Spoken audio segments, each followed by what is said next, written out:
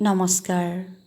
আজি মই পাঠ কৰিবলৈ লৈছোঁ অপূৰ্ব কুমাৰ শইকীয়াৰ এটি গল্প বজাৰত এদিন। ৰাতিপুৱা সাৰ পোৱাৰ পিছত যন্ত্ৰপদ হাতটো ওচৰতে থকা মেজখনৰ ওপৰলৈ গ'ল আৰু ইতস্ততভাৱে হাতটোৱে হাতঘড়ী নামৰ এক সন্ত্ৰাসক মোৰ চকুৰ আগলৈ দাঙি আনিলে। ঘড়ীটোৱে ডাওঁ ডাওঁকৈ আগবাঢ়ি যোৱা দিনটোৰ যিটো মুহূৰ্তৰ সংবাদ মোক দিলে, দিনটোলৈ মই উত্ত্যক্ত হ'বলগীয়া ঘটনাসমূহৰ এইটোৱে বোধহয় প্ৰথম ঘটনা হ'ব। সমগ্ৰ আমেৰিকা মহাদেশখন এৰাতিৰ ভিতৰতে ভ্ৰমণ কৰি আহি অৰুণদেৱ দিগন্তৰেখা পাৰ হোৱাৰো কেতেপৰ হ'ল আৰু মই এতিয়াও বেলি দুপৰলৈ শুই আছোঁ। ধিক মোৰ এই জীৱন বুলি মুখৰ ভিতৰতে ভুৰভুৰাই মই বিচনাখনৰ পৰা মূৰটো উঠালোঁ আৰু ভৰি দুটা পৃথিৱীৰ উত্তাপ জোখাৰ চলেৰেহে যেন চেঁচা মাটিত লাহেকৈ থৈ বিচনাতে বহিলোঁ। পুৱাই পৃথিৱীৰে মোৰ এই সংযোগৰ অনুভূতিয়ে মোক এক বিশেষ ধৰণৰ আত্মবিশ্বাস প্ৰদান কৰে। সুষুপ্তি আৰু জাগৰিত অৱস্থাৰ মাজৰ এই সময়খিনি মোৰ বাবে বৰ প্ৰিয়। কেতিয়াবা গোটেই দিনটোৱে মই এনে এক অৰ্ধজাগ্ৰত অৱস্থাত বাস কৰোঁ। যদি ইয়াকে এজন বন নোহোৱা যুৱকৰ এক খৰচী বিলাস বোলা যায়, ঠিক এক কপৰ্দকহীন বহু পুত্ৰৱন্ত শ্ৰমিকৰ যৌন বিলাসৰ দৰে, এই কথাটোত আপত্তি জনাবলৈও মোৰ কোনো যুক্তি নাই।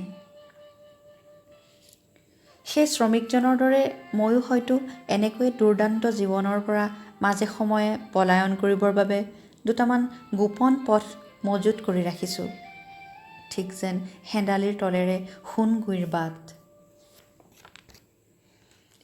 এই যে মই দেৰিকৈ বিচনাৰ পৰা উঠিলোঁ, যাক প্ৰায় নিত্য নৈমিত্তিক এটি ঘটনাও বুলিব পৰা যায়, ইয়াৰ বাবে কাক দোষী সাব্যস্ত কৰিব পৰা যায়? কিছু সময় মই তাকে ভাবিলোঁ আৰু এটা সময়ত আমাৰ ঘৰৰ পাছফালে চোৱাপাতনিত ভাতৰ লডা বিচাৰি অহা পাতি কাউৰীকেইটালৈ মোৰ মনত পৰিল।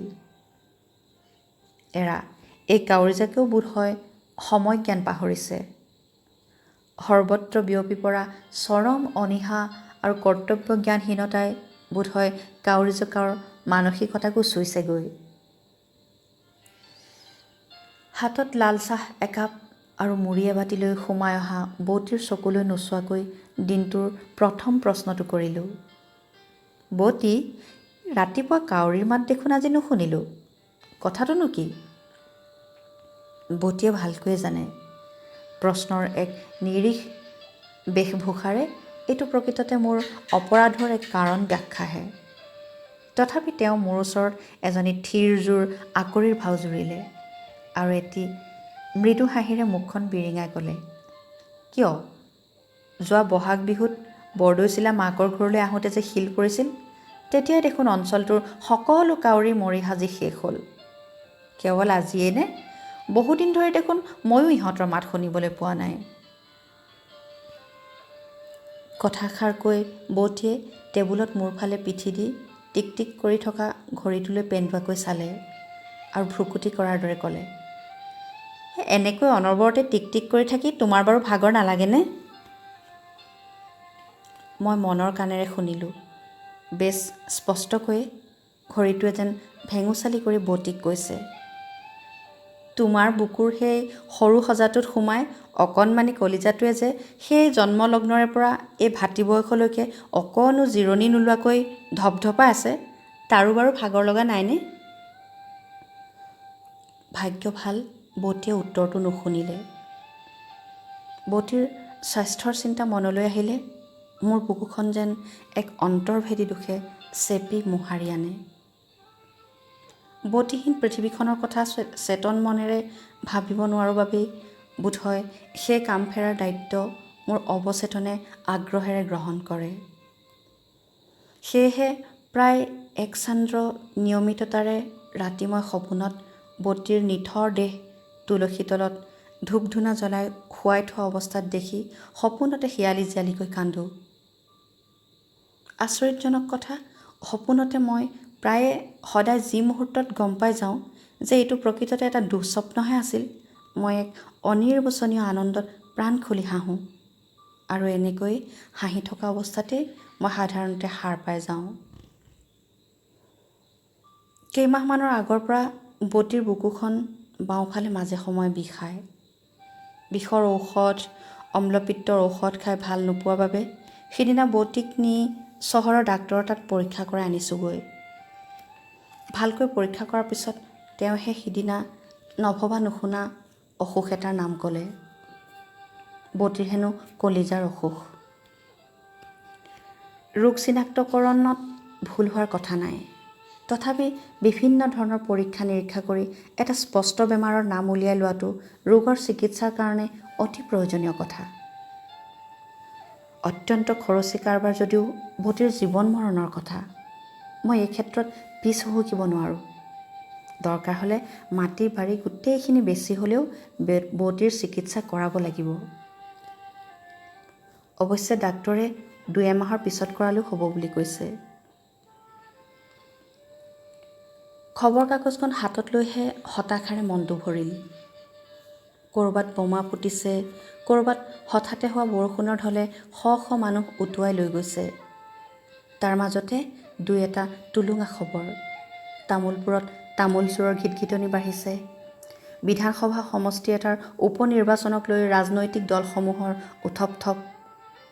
শাসক দল আৰু ৰাজ্যৰ বৃহত্তম বিৰোধী দল, এই দুয়োটা দলৰে বাবে হেনো জয় পৰাজয় সন্মানৰে প্ৰশ্ন হৈ পৰিছে। কি ক'লা তোমালোকে?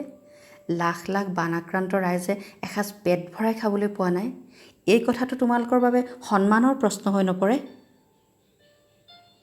বৰং বানপানীৰ খবৰৰ তলত এইটো কিহৰ বিজ্ঞাপন?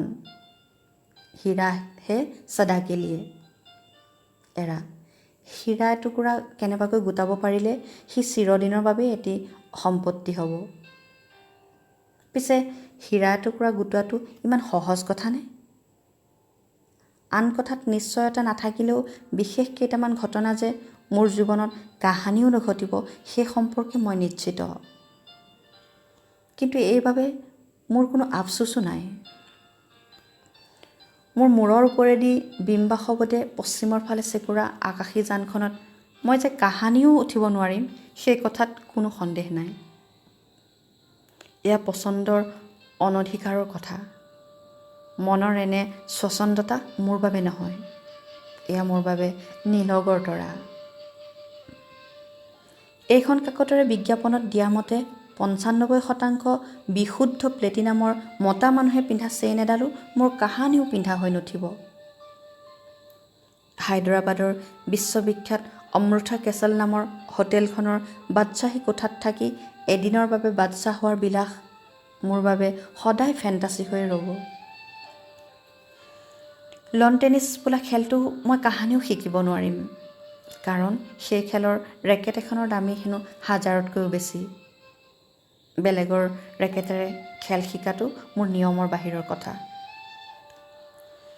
পৰিস্থিতি বৰ্তমান ইমানেই গহীন যে ল'ৰাবিলাকে কেনেকৈনো এডিঙি অলংকাৰ আৰু এবাকচ কাপোৰৰ উপহাৰ সহকাৰে বিয়া নামৰ বিলাসী অনুষ্ঠান এটা পাতে আৰু নতুন ছোৱালী এজনী আনি নিজৰ চোতাল গছকাহি তাকে ভাবি মই পাৰ নাপাওঁ।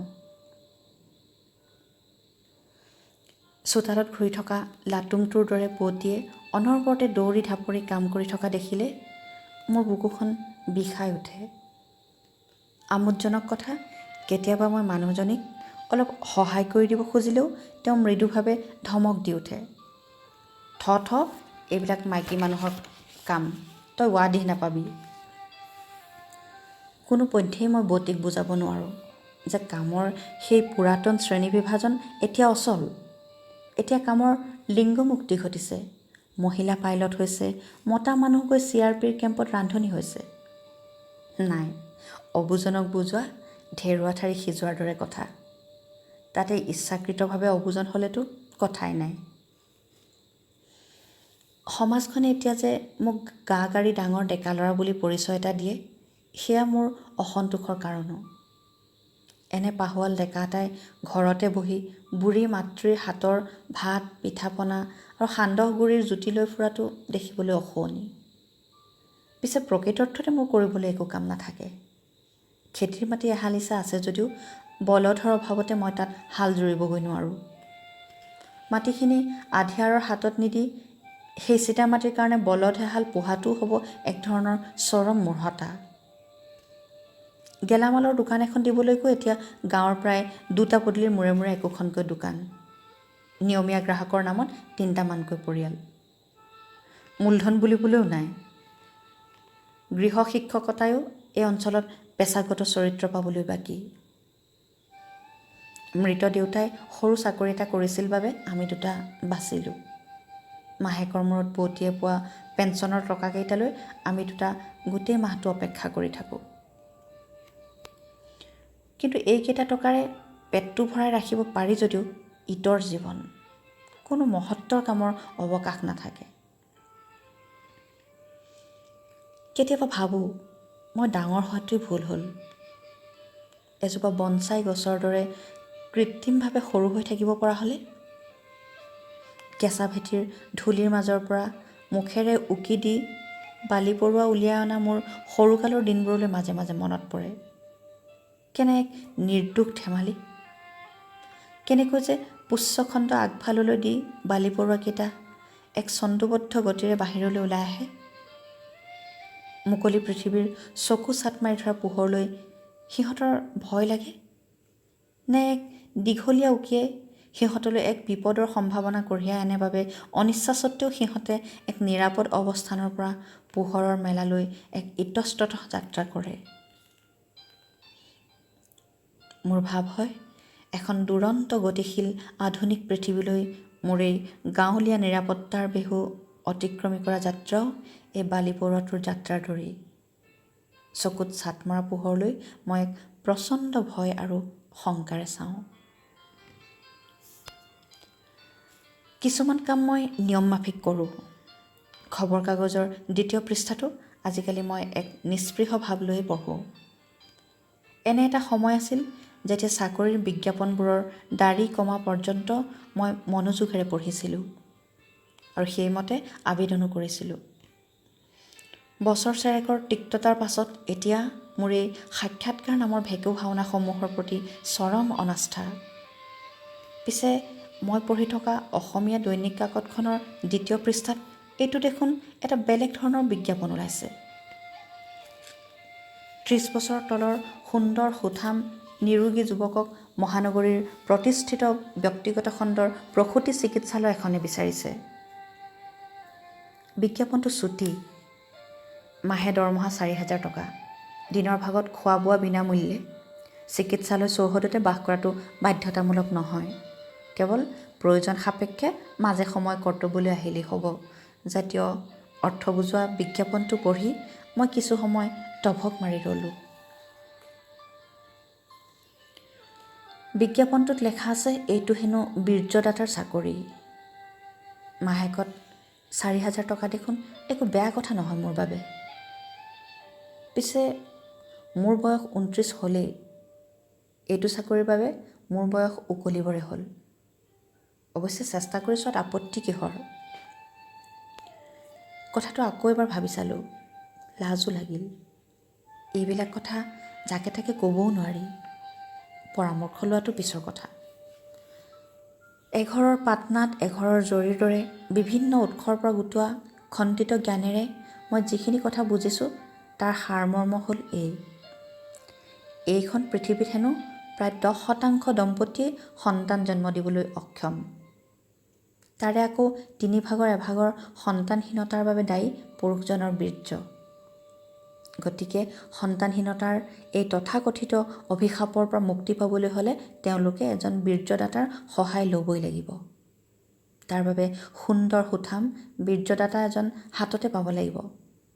তেওঁ দম্পতীহালৰ চিনাকি হ'বও নালাগিব, কোনো আইনী জংকটো থাকিব নালাগিব আৰু এই গোটেই জন্ম প্ৰক্ৰিয়াটো সমাধা হ'ব লাগিব এক চৰম গোপনীয়তাৰে। নহ'লে পৃথিৱীৰ পূৰ্ব নিৰ্দিষ্ট পৰিয়াল গছসমূহৰ মূল ভেটিটোৱে বিনষ্ট হৈ যোৱাৰ ভয়। চাকৰিটোলৈ আবেদনো কৰিলোঁ আৰু সাক্ষাৎকাৰৰ বাবে নিমন্ত্ৰণী পত্ৰ এখনো যথাসময়ত পালোঁ। এইকেইদিনত মোৰ বাবে যেন এক অম্ল পৰীক্ষাৰ সময়। তাতে মই অম্ল হোৱা ভাল নে ক্ষাৰ হোৱা ভাল তাৰো স্পষ্টতা নাই। এক চৰম অস্বস্তি আৰু অবৰ্ণনীয় দুখে এক কম্বলৰ দৰে যেন মোক অহৰ্নিশে মেৰিয়াই ৰাখিলে। মাজে মাজে গা ধোৱা ঘৰলৈ গৈ বৌতীৰ মুখখন চকুৰ আগলৈ আনি হেঁপাহ পলুৱাই কান্দোঁ। এই মুহূৰ্তত মই বিয়া পতাটো হ'ব আমাৰ দুয়োটা প্ৰাণীৰ বাবে এক খৰচী বিলাস। কিন্তু বৌতীয়ে নজনাকৈ বিবাহ ব্যৱস্থাটোক নেওচা দি মই যেন হ'বলৈ ওলাইছোঁ পিতৃ পৰিচয়বিহীন শতপুত্ৰৰ পিতৃ অন্য এক ধৃতৰাষ্ট্ৰ। মাহেকত 4,000কৈ টকা পালে বৌতীৰ দেহৰ ডাক্তৰী পৰীক্ষাকেইটা আৰু লগতে চিকিৎসাও মই মাহচেৰেকৰ ভিতৰতে কৰি পেলাব পাৰোঁ। অৰ্থৰ প্ৰয়োজন শেষ হ'লেই মই মোৰ চাকৰি জীৱনৰো অন্ত পেলাম। পৃথিৱীৰ সমস্ত বিশ্ব সুন্দৰীতকৈও ধুনীয়া মোৰ বৌতী। বয়স এটাৰ তীক্ষ্ণ তুলিকাৰে অসময়তে এক বিশৃংখল ৰেখাচিত্ৰ অংকন কৰা মুখখনেৰে বৌতীয়ে ইচ্ছা কৰিলে মমতাৰ বিশ্ব ৰাজদূত হোৱাৰ যোগ্যতা আছে। অভাৱৰ ইজেলত আউজি চিত্ৰকৰ বয়সলৈ চাই থকা বৌতীৰ মুখখন চকুৰ সন্মুখত দেখিলে মই 7 জনমৰ তৃষ্ণাকো পাহৰিব পাৰোঁ।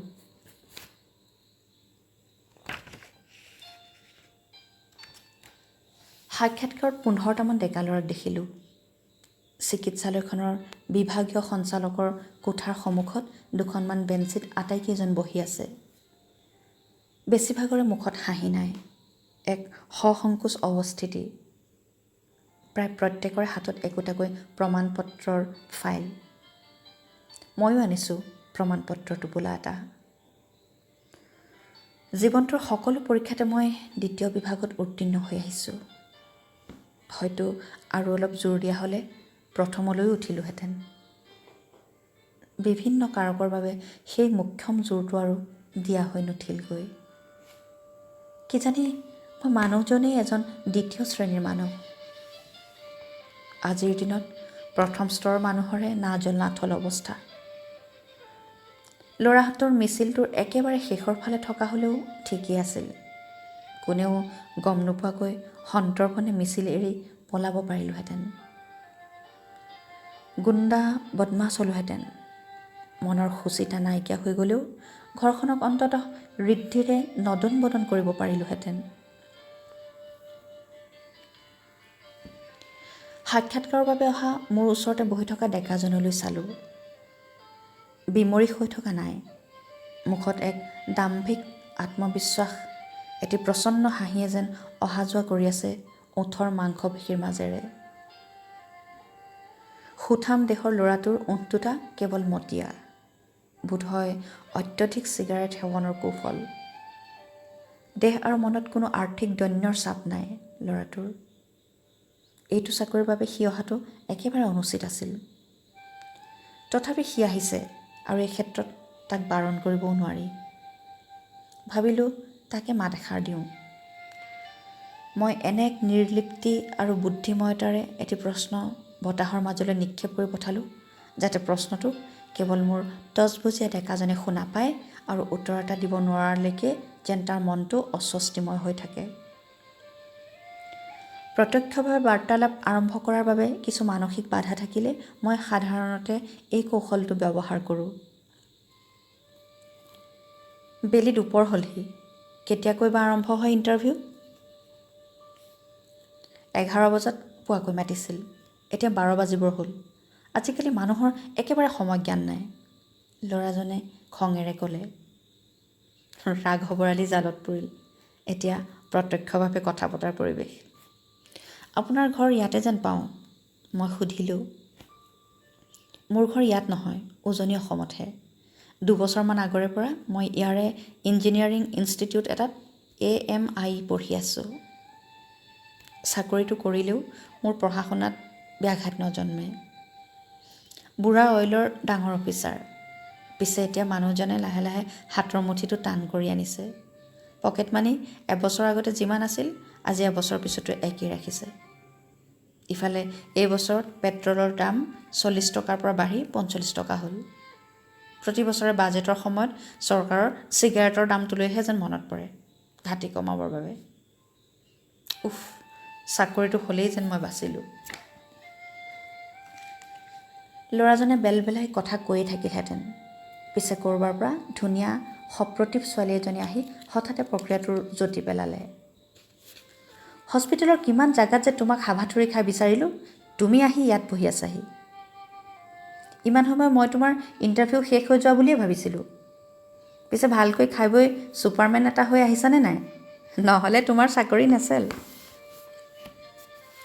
চৰচৰণি এটা খালোঁ। এয়া দেশৰ বাণিজ্যৰ বাবে অহা এজন ডেকা আৰু তেওঁৰ প্ৰণয়িনীৰ কথোপকথন। যিকোনো মূল্যৰ বিনিময়ত এক পৰম স্বাচ্ছন্দ্যৰে বাস কৰাটো কিমান সহজ ঘটনা হৈ পৰিছে এওঁলোকৰ বাবে।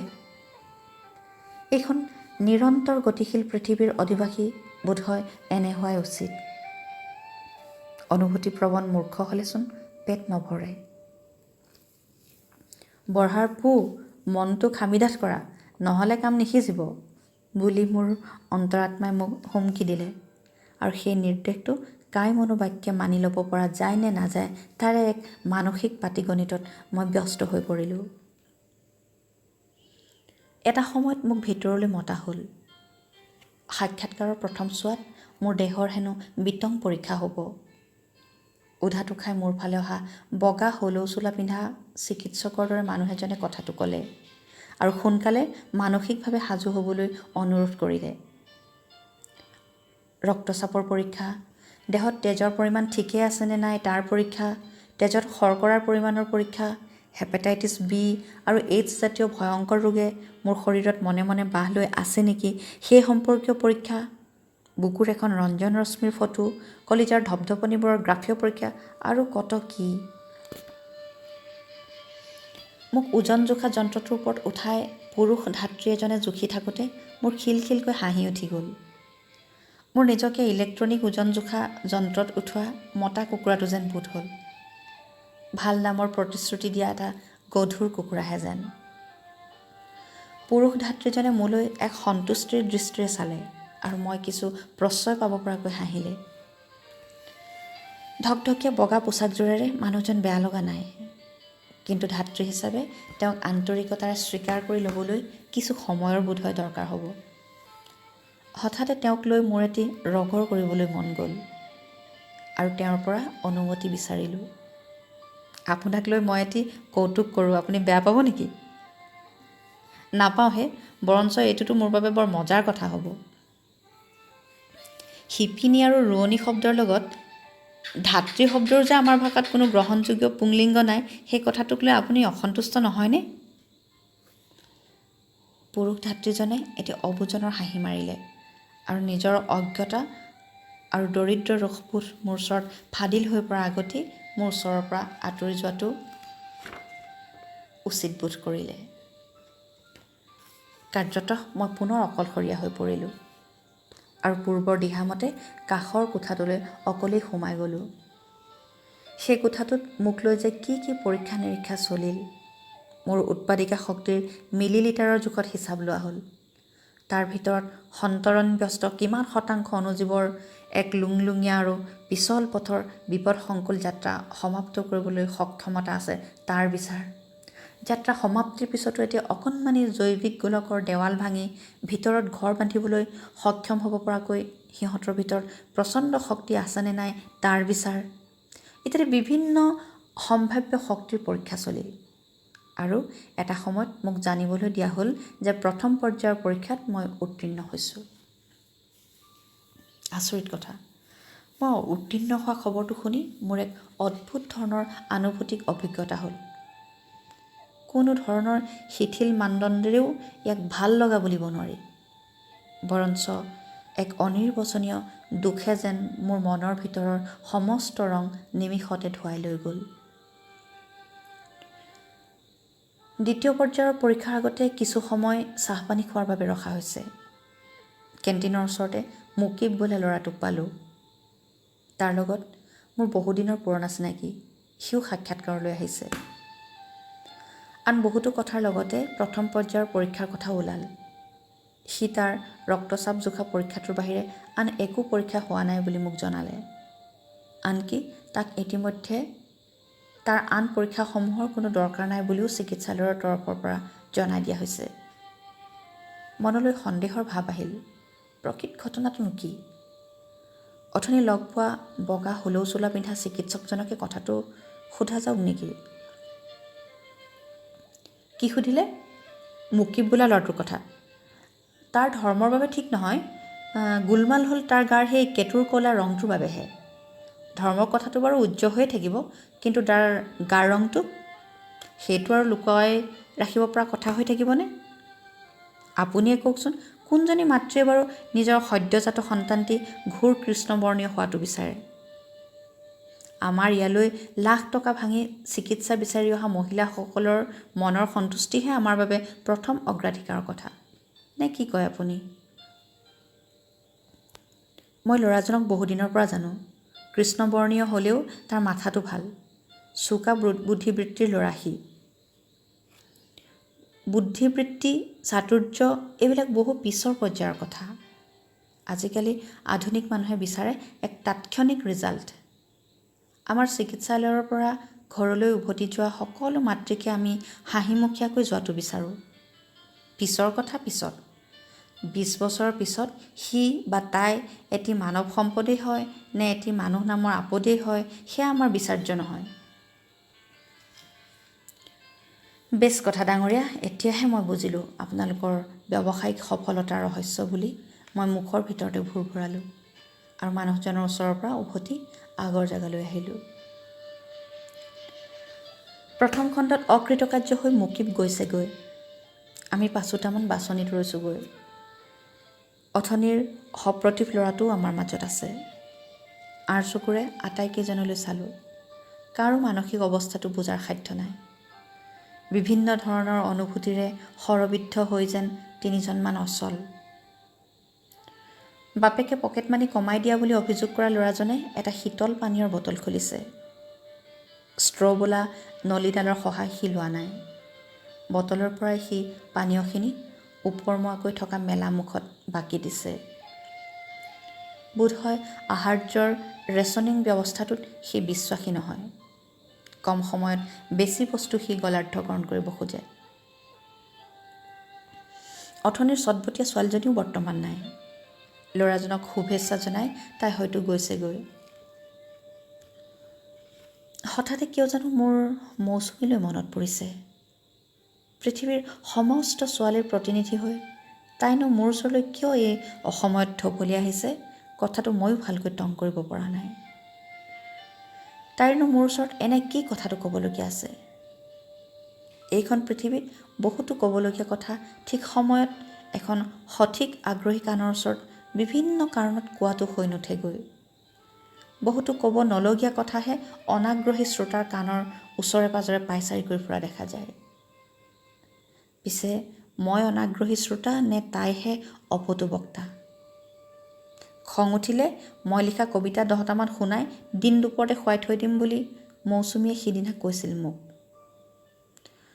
গুৰু ছাত্ৰীৰ সেই পুৰাতন সম্পৰ্কটো আমাৰ মাজত নাই যদিও ইংৰাজীৰ ঘৰুৱা শিক্ষক হিচাপে তাইৰ ওচৰত মোৰ এটা সন্মান থকা উচিত। মই কৈছিলোঁ, তোমাৰ শিক্ষকক তুমি তেনেকৈ ক'ব নাপায় নহয়। আৰু কবিতাৰ এনে বিপৰ্যয়। তাই হাঁহিছিল। হাঁহিৰ এনে এক বিস্ফোৰক ৰূপো থাকিব পাৰে বুলি জীৱনত প্ৰথমবাৰৰ বাবে মোৰ অনুভৱ হৈছিল।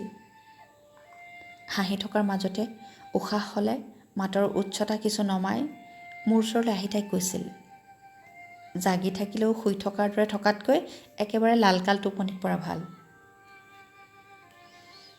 আচলতে মৌচুমীয়ে কি বুজাব খুজিছিল? এনেকৈ বাৰু প্ৰেম বোলা বস্তুটোৱে মনত পোখা মেলে নেকি, যাক দেখিবলৈ, বুজিবলৈ অনুভৱৰ চকুৱে জুৰি লাগে?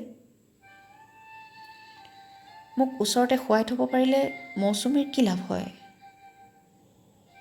হাৰে থাকিলে কোনো চঞ্চলা গাভৰুৰ লক্ষ্য হোৱাৰ ভয়? পিছে মই এই দিশত কথাবোৰ ভবা উচিত নে? গুৰু আৰু শিষ্যাৰ মাজত এনে সম্বন্ধৰ কথা ভবাটো পাপ নহ'বনে? পিছে পতি আৰু পত্নীৰ সম্বন্ধওতো এক পবিত্ৰ সম্বন্ধ। নে অতি সাধাৰণ ঘটনা এটাক মইহে মোৰ মনক উদ্বেলিত কৰিব পৰাকৈ এটি বিশিষ্ট ৰূপ দিবলৈ ওলাইছোঁ। অথনিৰ টচবজীয়া ল'ৰাটোৰ সাক্ষাৎকাৰৰ খবৰ ল'বলৈ অহা ছোৱালীজনীৰ লগত হঠাতে মৌচুমীক তুলনা কৰি চাবলৈ মোৰ মন গ'ল। নাই, তুলনা সমগুণ সমৰূপ বিশিষ্ট বস্তুৰ লগতহে হয়। কিলোগ্ৰাম আৰু কিলোমিটাৰৰ মাজত তুলনাৰ কিবা অৰ্থ থাকেনে? পৃথিৱীৰ সকলো প্ৰান্তৰে সকলো ছোৱালীৰেই মন এক আনুমাত্ৰিক পৰিমাণত হ'লেও যে বেলেগ, এই কথাটো তাৰমানে সঁচা। প্ৰেমৰ অনুপস্থিতিত সৃষ্টিৰ আনন্দ জানো অনুভৱ কৰিব পাৰি? অৱশ্যে বিষৰ টেবলেট বনোৱা যন্ত্ৰটোৱে বিষে জুৰুলা কৰা মানুহ এজনৰ মনটো বুজি পোৱাৰ প্ৰয়োজন নাই। বৌটিৰ বেমাৰৰ খৰচ যোগাৰ কৰাটো আচলতে মই এটা যন্ত্ৰ হ'বলৈ ওলোৱা কাৰবাৰটোৰ বাবে এক কষ্টলব্ধ যুক্তিৰ ঠোকাহে, নহয় জানো? মই এটি আত্মপ্ৰবঞ্চনামূলক আপোচ সূত্ৰৰ আশ্ৰয় ল'বলৈ মন কৰিছোঁ। মোক বিনা কষ্টে কেৱল শৰীৰটোকে মূলধন কৰি ঘটিব পৰা টকা কিছুমান লাগে। এজনী মধ্যবিত্তীয় বাৰবনিতাতকৈ মই কিহত বেলেগ? অৱশ্যে অন্য দৃষ্টিকোণৰ পৰা কামটো পবিত্ৰও। তথাপি কেইটামান সন্তানহীন দম্পতীৰ মুখত হাঁহি ঘূৰাই অনাৰ দায়িত্ব ল'বলৈ মই কিয় অভাৱী হোৱাৰ প্ৰয়োজন? সন্তান প্ৰাপ্তিৰ পৰা এক বিমল আনন্দ উপলব্ধিৰ ঘটনাক এক মানৱীয় উপায়েৰে বিসংলগ্ন কৰিব নোৱাৰিনে? তাতকৈ আনন্দৰ বিকল্প উৎসৰ সন্ধান কৰাটো এক উন্নতৰ ধাৰণা নহ'বনে? মোৰ বৌটিলৈ বৰকৈ মনত পৰিছে। ৰাতিপুৱা গেবাৰিখতাৰ অন্তত এতিয়া চাগৈ মানুহজনীয়ে এঘুমতি মাৰিছে। বৌটিৰ কাষতে এবাগৰ মাৰি ল'বলৈ মোৰো মন গৈছে। হাতত এজাপ কাগজ পত্ৰেৰে সেইগৰাকী কৰ্মচাৰী খৰখোজেৰে আমাৰ ফাললৈ কিয় বা আহি আছে? হয়, তেওঁ আমালৈ গুৰুত্বপূৰ্ণ খবৰ এটা কঢ়িয়াই আনিছে। আমাৰ নিৰ্বাচন হেনো প্ৰায় হৈয়ে গৈছে। কেৱল দ্বিতীয় পৰ্যায়ৰ আনুষ্ঠানিকতাখিনি বাকী। অৱশ্যে আমি 5 জনৰ ভিতৰৰে কোনোবা এজন বাদ পৰিবও পাৰে। বৰ ভাল কথা। তাৰমানে মোৰ চাকৰিটো প্ৰায় নিশ্চিত বুলিবই পৰা যায়। এতিয়া মোৰ সিদ্ধান্ত গ্ৰহণৰ সময়। চেলেং পেটেং কৰিলে নহ'ব। বৌটি, তই মোক কিবা এটা উপদেশ দে। মোৰ দেখোন মাথাটোৱে কাম নকৰা হৈছে বুলি কল্পনাতে বৌটিক মই চিঞৰি মাতিলোঁ। মোৰ চিঞৰ শুনি বৌটিয়ে আকাশেদি উৰি আহি হেলেং পেলেংকৈ মোৰ ওচৰলৈ আহিল। মোৰ মূৰটোত হাতটো থলে। ইমানটো হ'লেহি সিদ্ধান্ত এটাও নিজাকৈ ল'ব নোৱাৰো বুলি মোক মৰমেৰে দবিয়ালে আৰু উচুপি উচুপি কান্দিবলৈ ধৰিলে। চকুপানীৰ কেইটামান গৰম টোপাল মোৰ কপালেৰে তললৈ বৈ গ'ল। অব্যক্ত উত্তৰেৰে বৌটিয়ে ক'বলগীয়া কথাটো মোক ক'লে। এতিয়া মই অকৰাৰ ভাও নুজুৰিলেই কাম ফেৰা সিজে। এয়াই মোৰ সিদ্ধান্ত গ্ৰহণৰ মাহেন্দ্ৰ ক্ষণ। মই মোৰ ওচৰৰ টচবজীয়া ল'ৰাটোলৈ চালোঁ। বেচেৰা চাকৰিটো পাই যদি পাওক। পকেট মানিৰ বাবে মোক বৌটিয়ে মাজে সময়ে দিয়া 10 টকাই যথেষ্ট। টিউচনৰ পৰাও 2 পইচামান পাওঁ। বৌটি, মই জীৱনৰ সোঁৱে বাৱে আছে দুটি বাটৰ বেকা বাটটোৰে যাবলৈ ওলাইছিলোঁ। ই কেতিয়াবা আওবাটো হ'ব পাৰে বুলি নাজানিছিলোঁ। তই মোক নিজ গুণে খেমিবি বুলি মই চিকিৎসালয়খনৰ পৰা বাহিৰলৈ ওলাই আহিলোঁ। ধূলি বালি আৰু ধোঁৱাৰে মলিয়ন হোৱা মহানাগৰিক আকাশখনলৈ চালোঁ। দিনটোৰ পৰিশ্ৰমৰ অন্তত দুটিমান চৰাইৰ গৃহগমনৰ ব্যস্ততা। দৃশ্যটো দেখি ভাল লাগিল, কাৰণ মহানগৰৰ পৰা ৰহস্যজনকভাৱে হেনো চৰাইবোৰ এটা দুটাকৈ অন্তৰ্হিত হ'বলৈ আৰম্ভ কৰিছে। কিন্তু এইকেইটা চৰাইৰ উৰণৰ উচ্চলতালৈ চালে ভাৱ হয় যেন কোনো প্ৰতিকূল পৰিস্থিতিতে সিহঁতে এইখন আকাশক এৰিব নোৱাৰিব। সংখ্যাত কম হ'লেও দুটামান চৰাই ইয়াৰ আকাশতো নিশ্চয় থাকি যাব। ধন্যবাদ।